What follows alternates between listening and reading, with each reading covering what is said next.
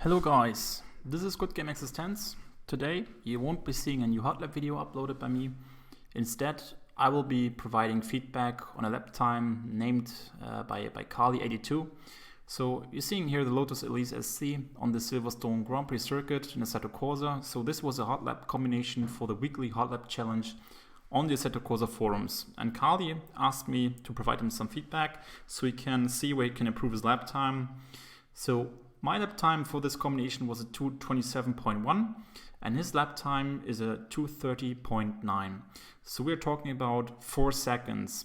And by going through each corner, we will see where he actually lost the time in order to achieve a better time and have a better lines through all the corners.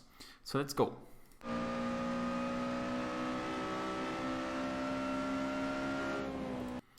So first of all, for the first right-hander here, what you want to do is you want to position your car as far to the left as possible in order to have a good entry to the corner. And this looks actually quite good.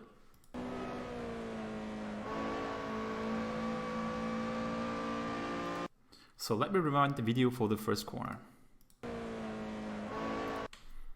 So what we see is here that he is not really hitting the apex, because what you want to do and how you want to position your car is you want to have your front right tires basically a bit on the grass and your front left tires going over the curb or even crossing the white line here, because you want to cut as much of this curb here as possible in order to position the car as far to the right for the next left-hander, because only then you're able to take the left-hander flat out with the Lotus Elise.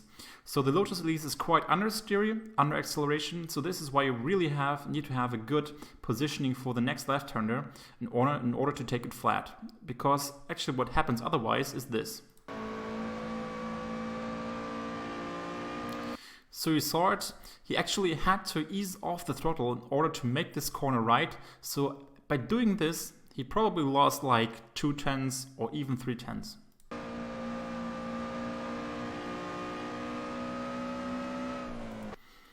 So for the next corner, which is again a very tight right-hander, you want to position your car all the way to the left here and have your left front tires on the curb here to the left, because you really want to dive into the right-hander here to gain as much time as possible and to hit the throttle as early as possible.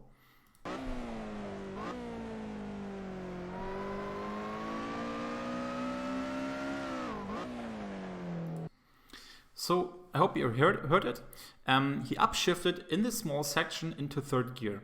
But actually there's no reason to upshift here, because second gear is just fine. And by upshifting, what you're doing is you're unsettling the car. So the nose will go up and down, you're losing traction and you're losing time because you're doing the upshift. A reminder, every upshift does cost time. So please avoid it here and stay in second gear.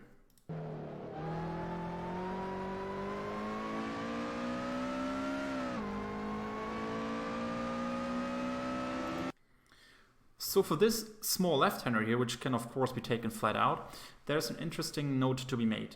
So in this case here, he's actually hitting the curb, he's actually hitting the apex correctly, but what you can do is cut the corner even more. So what it will result in is that you will have much better exit, because you will have a smaller track going through this corner and you can basically have a shorter line all the way until the next corner. So when you cut it even more, you can probably gain, let's say, 1/10 or 2/10 for the straight here.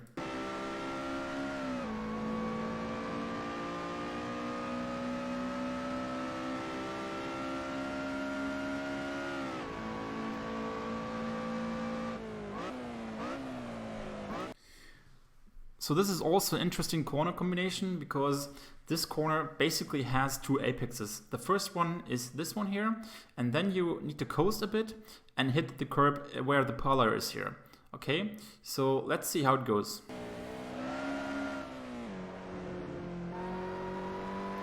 So while his line is pretty much okay, what he did was he upshifted into third gear again. And by doing this, you saw that his car did get unstabilized, his nose went up and down, and he lost all the traction at the front. So he did slide a bit under braking and so on. So now he's positioned all the way to the right. But instead, you should position your car a bit more to the left here in order to really dive into the next right-hander and take all the speed into the corner.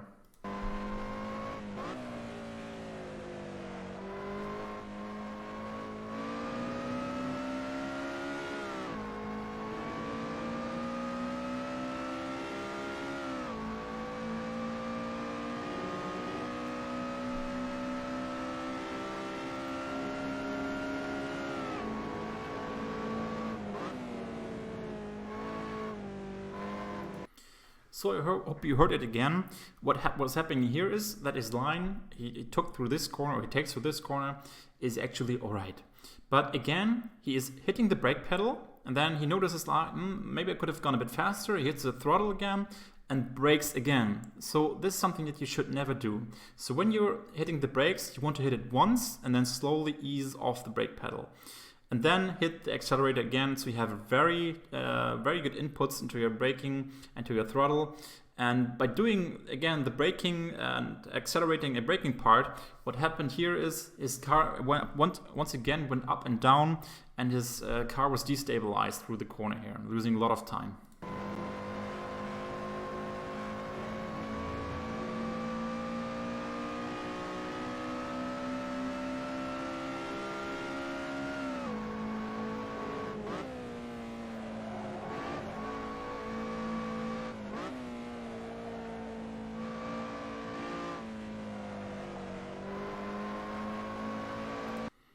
So this is the corner section where he lost most of the time. I think we're talking about 1 second here. So let's have a look at it corner by corner.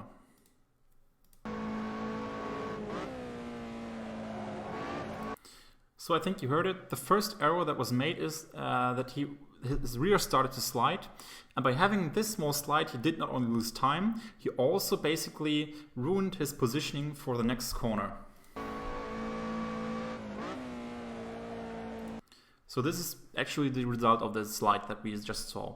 So again, we are seeing that he is not really hitting the apex. So you want to have your front right tires basically on this curb here, again, trying to cross the white line in order to position your car all the way to the left here for the next right-hander, because the next part of the track is a straight line. So when you're having a bad exit here, you will lose a lot of time. So this is why I'm saying he lost through this section like 1 second, because this is such a crucial part of the track. So now you're wondering, why is actually his nose looking towards this barrier here? Instead, when he's in this position of the track, his nose should all the way look to this curb here, all right? So by doing this, he's missing the next apex. So you can see it. His car is not even close to hitting the white line of the curb here. So what he would want to do is he should have his right tires on the green part here of the track, crossing with his left front tire, even this part of the curb, to have the best exit you can probably have and have a good exit for the next straight.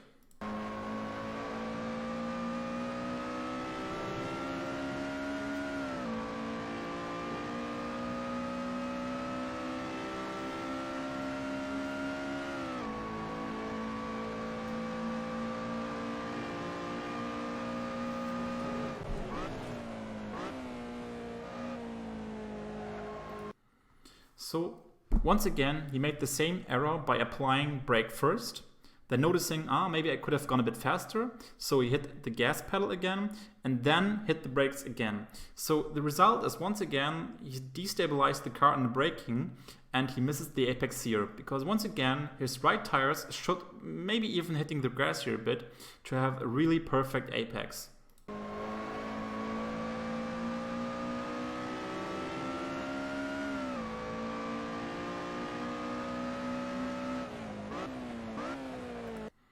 Okay, so for this next left-hander, which is also a very difficult combination, let's talk about breakpoint. So this is actually where he starts to brake, but you can even brake a lot later, because I think you can even brake when your nose is probably hitting the second or the first part here of this curb. This is where you can brake, but he is braking a lot earlier, and this again cost him like, let's say, 2/10.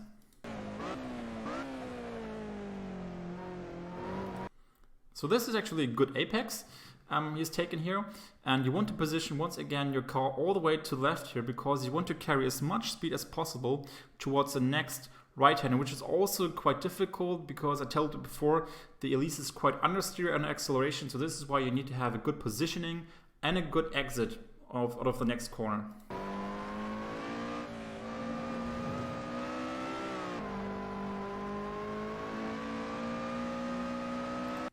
So his error here was that he basically wanted to steer right, and hit the apex, but he then noticed, okay, maybe it was too early on my steering input, so he opened his steering again, and then again steered to the right.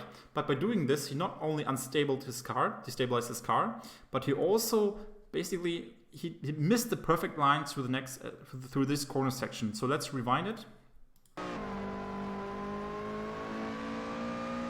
So we can see it.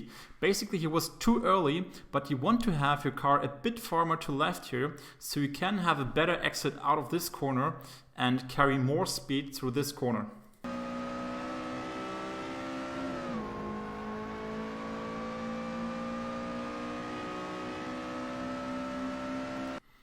So this was lap time. Overall, I told you at the beginning, we're talking about 4-second differences.